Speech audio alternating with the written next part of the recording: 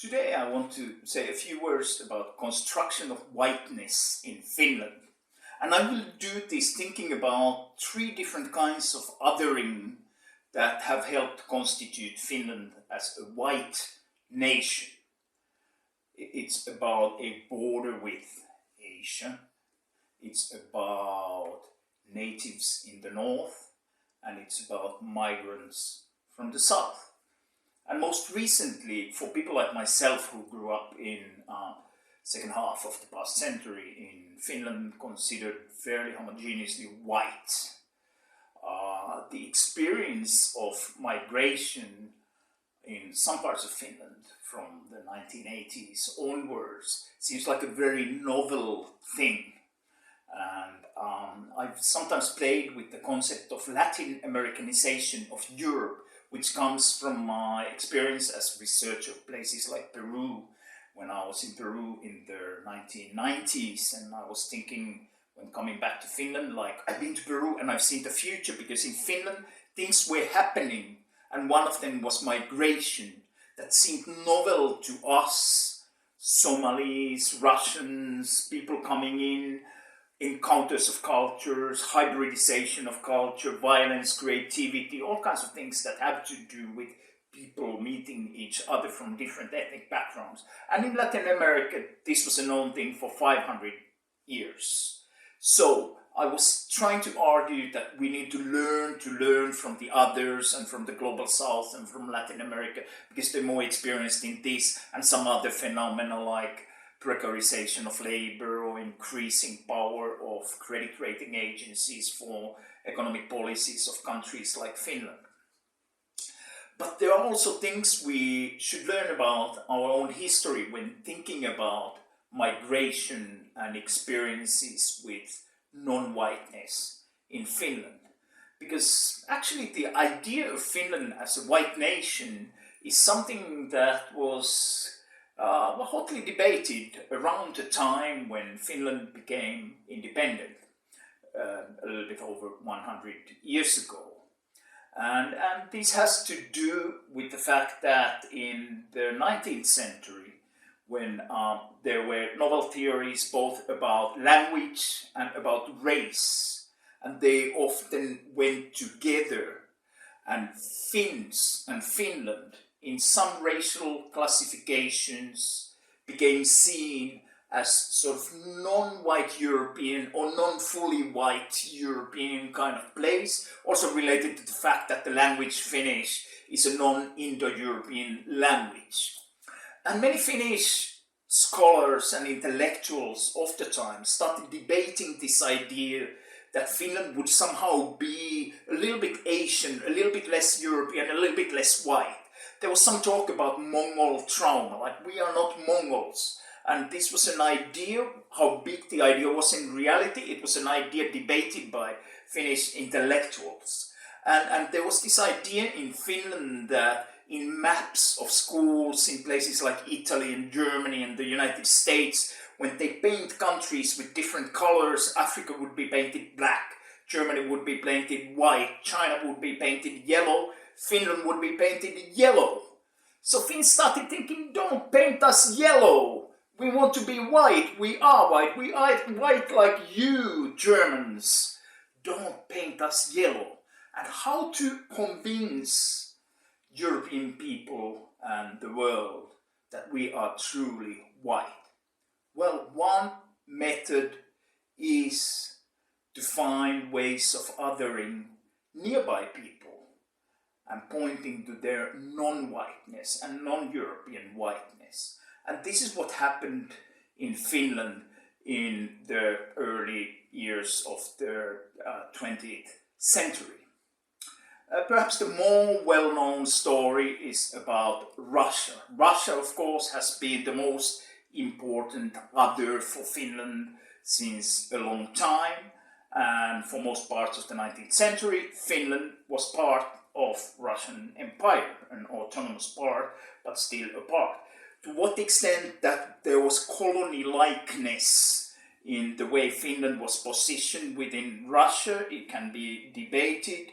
But in any case, in the independence struggles of Finland, there were some elements that seemed similar to someone who studied anti-colonial struggles in other parts of the world, in the discourse about Russia. And it was a curious mix of Finnish elites around independence and soon after the independence in the 1920s, using language, terms, arguments that seemed a little bit similar than when I read Frantz Fanon or I read people telling colonized subjects, for example, that you have to learn to hate the master.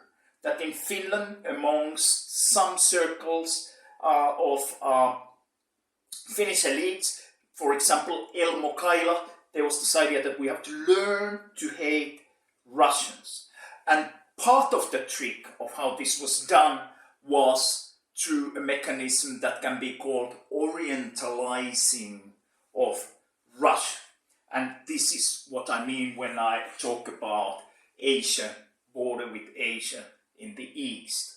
There had always been in Sweden and Finland, even in the times when Finland was part of Sweden, like this ambiguity where the Russia was sort of a defense wall against the Orient, or whether Russia itself was part of the Orient.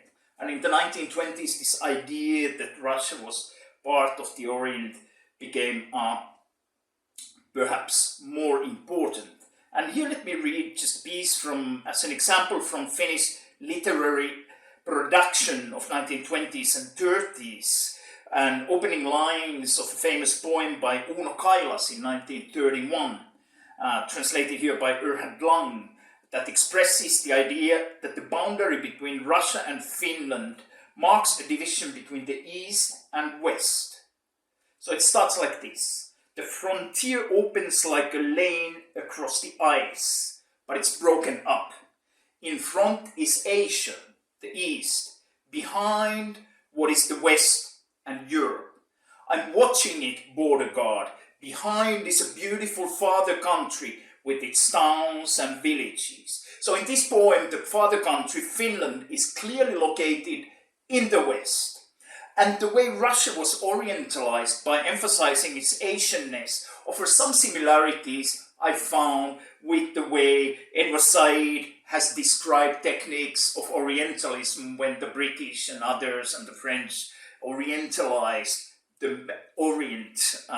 But one difference here is that the colonial relationships and attitudes that European colonial powers had vis-à-vis the Middle East or India were part of a long history where the Europeans had mostly been or desired to be colonial masters, whereas Russia, for the Finnish Orientalizers, was at the same time a previous colonial master and an object of a form of racialized coloniality, of othering Russia as a non-white, non-European sort of place.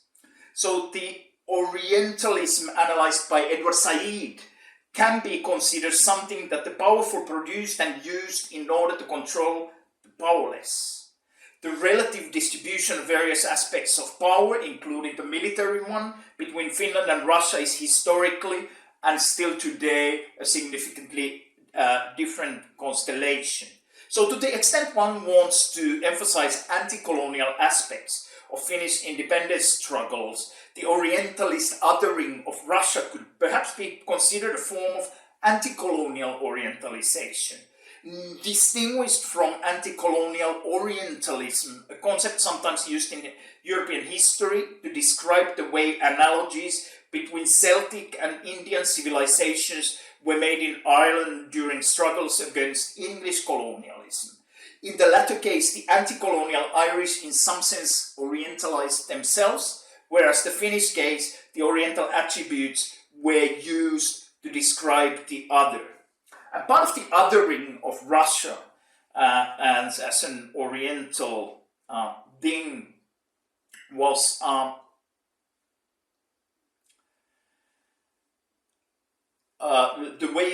the way some Finnish elites emphasized the fear of violence coming from the East. And this poem of Kailas captures this fear, like dreary cold is the winter's night, frosty breathes the East. There exists servitude and forced labor. The stars are watching it from afar from the steppes, rises the image of Ivan the Terrible, a spirit of disaster. It forebodes mourning is to see blood. And for Kailas and many others, the other side of the fear of violence from the Orient was the need to prepare for using violence against the enemy. So this is one way Finnish othering of Russia has been constituted during independence of Finland, of course with many kinds of changes over the time. But it was clearly a way, and this emphasis on the Asianness of Russians was a way of marking us as more clearly belonging to the Western white Europe. For example, there are fascinating things on how the Finnish swastika was used in this kind of distinction with more Asian or more Oriental Russia, but let us not go there. I'm writing a book about it. But let us think about the other way of whitening Finland, which was saying not only those are the Asians in the east, but they're natives in the north. And this was about the Sami, people still considered officially the only indigenous people in the European Union. Linguistically and through some other ways connected with Finnish people and in various ways. But in the early parts of the 20th century, the part of convincing others that we are white had this dimension of telling people that no, look at it, it's the Sami. They are the sort of natives. They are not fully European and fully white, but we are. So let's go and, measure their skulls and make all kinds of anthropological studies of the difference they have with us, the whites. And this sort of othering of the Sami was also one part of this construction of whiteness in white Finland in the 1920s and before and after. And there are still many elements of that happening in Finland still today. Now there's slightly a renewed interest in the theme, and it seems there will be a truth and reconciliation process officially starting very soon in Finland to study that part of our history. So when we think about migration in Finland today, there are two ways to learn, to understand that even though it's in many ways a novel situation, historically Finland has not been as obviously white country as we who grew up in the second half of the 20th century often have tended to think. And it also helps us to reflect on the ways we can learn from other parts of the world, and especially the global south, like in my example about Latin Americanization of Europe, on how we can learn from the 500 years history of hybridization and mestizaje of cultures in order to understand perhaps a little bit better what kinds of mechanisms lead to more violent, what lead to more creative encounters between cultures. But also reflecting on Finland in the context of historical construction of whiteness. Perhaps for theories of colonialism, it helps us locate the theories also in the Eurasian context, where Finland has been in some ways in the borderlines between all kinds of things happening in the Eurasian dimension of world history, especially when Finland was part of the Russian Empire and perhaps benefiting from some dimensions of what could be called colonial expansion of Russia at the time, whether in Alaska or Caucasian mines or somewhere else, and at the same time being ambiguously subject to something that has some colony-likeness in the status Finland had within Russia. And some of the similar things happened with Sweden that became an empire that also had Atlantic endeavors and slave labor and things like that. And Finland sort of being in some historiographical accounts still seen as perhaps some sort of colony of Sweden, even though more serious historiographical research tells you Finland was not a colony of Sweden, but part of Sweden. And therefore we have a new process where we are in Finland perhaps assuming a little bit more that whatever Sweden did in those times is also part of our history, including the parts that were connected with slave trade in the Atlantic. So Finland is a great place to learn about different flows, including flows of migration, and to reflect historically on how certain theoretical accounts that come perhaps more from the Atlantic experience and American experience can be also reflected upon and helping us to understand what's happened in this part of the world, also vis-à-vis Eurasia. So I hope you will have a wonderful conference here at Aleksanteri Institute, and I wish you great debates with these very few sort of words that I wish I could have offered while walking through the streets of Helsinki with you. Welcome.